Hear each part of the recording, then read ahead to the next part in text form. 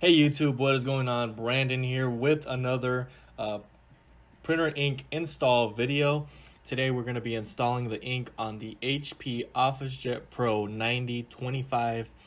We're going to take it nice and slow here, and I'm going to show you exactly what you need to do to install this ink. Now keep in mind that there's going to be a link in the description below for some brand new ink for this printer, as well as my website bestprinterstech.com. But getting right into it, all you're really doing is, if you're setting this up for the first time, you're answering a few questions and then you're flipping down that front part of the printer, which is very easy to flip down. You're then getting your ink cartridges prepped to install them, and then you can begin installing them. So you want them to be facing you, the HP logo, and what you're doing is you're sliding them in there, just like you saw me do with the black ink cartridge there, and with your index finger, you're pushing it in once so that it clicks in place. Once you feel that it's clicked in place and it's not moving from that position, you know that it has been installed.